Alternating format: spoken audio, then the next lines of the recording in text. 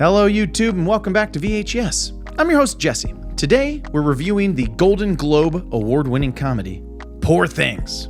Poor Things is directed by Yorgos Lanthimos, written by Tony McNamara and based on the 1992 novel of the same name by Scottish author Alistair Gray.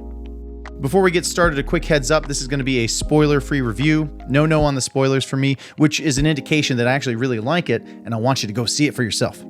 So let's start with the big boss here, director Yorgos Lanthimos.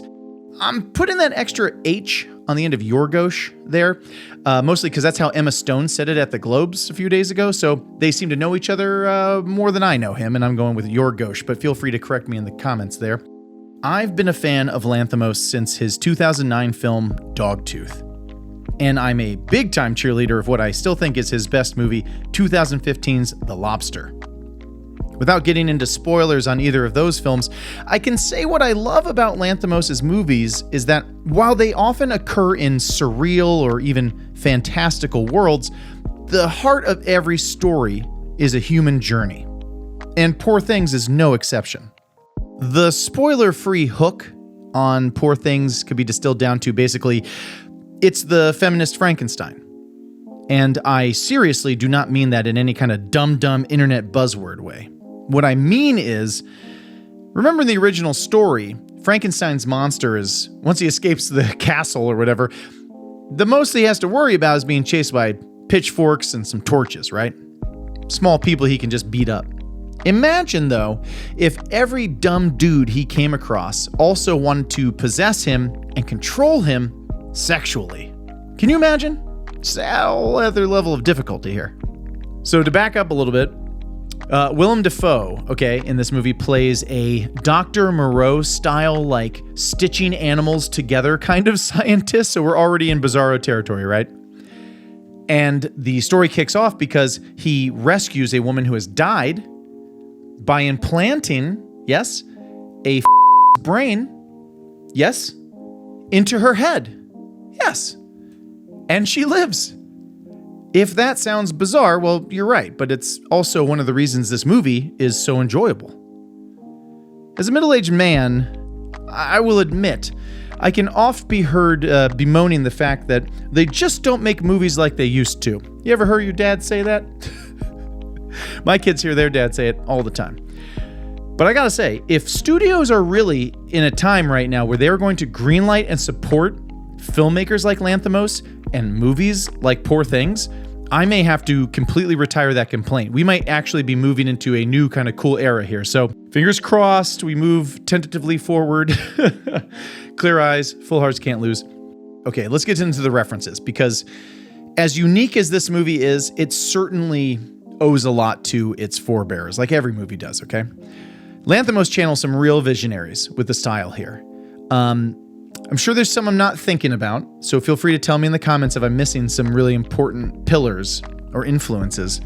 But the two that immediately came to mind while I was watching the movie were Terry Gilliam with Adventures of Baron Munchausen. The sets, fisheye photography, all that kind of warping, right? And of course, Jean-Pierre Jeunet, the great French filmmaker, think City of Lost Children. But even things like Amélie have similar tones about innocence entering into the world and that kind of exploration. So if you enjoyed those outlandish worlds and those movies that are weird, yes, and bizarre looking, but at their heart are very, intimate human stories, you are going to love Poor Things. It is right up that alley, and if it's yours, well, there you are. Okay, so let's talk about the cast real quick and we'll get out of here. Emma Stone, great actress. Clearly at the top of her game right now. Not necessarily my favorite. Hashtag not my Gwen Stacy, by the way. That's real. But I almost always love her in comedies. I will absolutely agree to that premise. Remember Easy A? Remember how great she was in Easy A? I loved Easy A. And she's awesome here. And Poor Things really is like expert level difficulty when it comes to comedy because of how weird it is to still connect with an audience and make them laugh. That's very difficult, okay? Stone has to play the entire journey that this brain takes.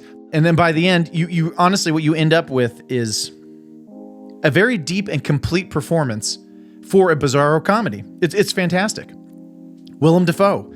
Okay, so we talked about Willem Dafoe a little bit, but like to dig into why Willem Dafoe is great in this movie, I guess I have to say that I forgot until I was watching it happen that Willem Dafoe can really generate some pathos and empathy and sweetness, actually. You know, he's kind of an intense looking dude, right, in real life.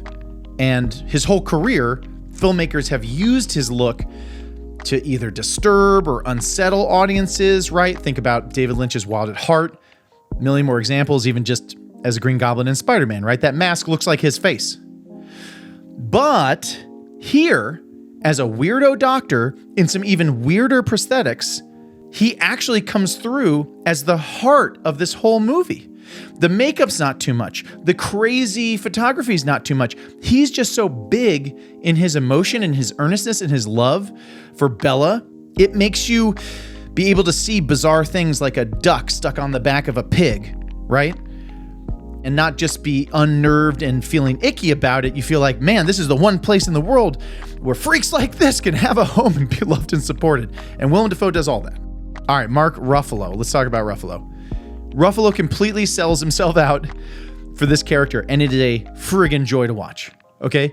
Remember that because Poor Things is a feminist Frankenstein, we're gonna need ourselves like a big, dumb male antagonist to kind of bounce against, right? And Ruffalo completely delivers.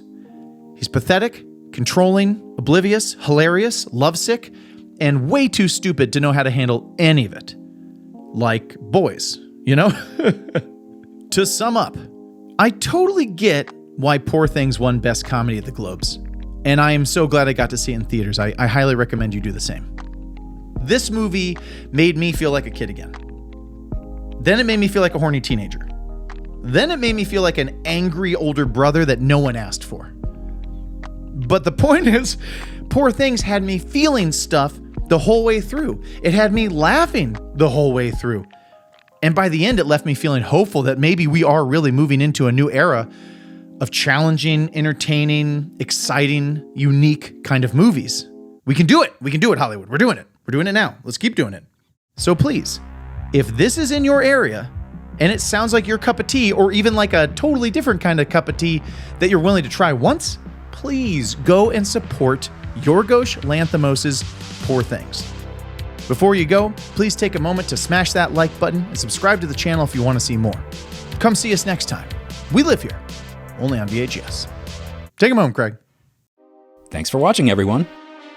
Oh, and please like and subscribe. Check out more of our videos. Leave a comment. Or don't. You do you.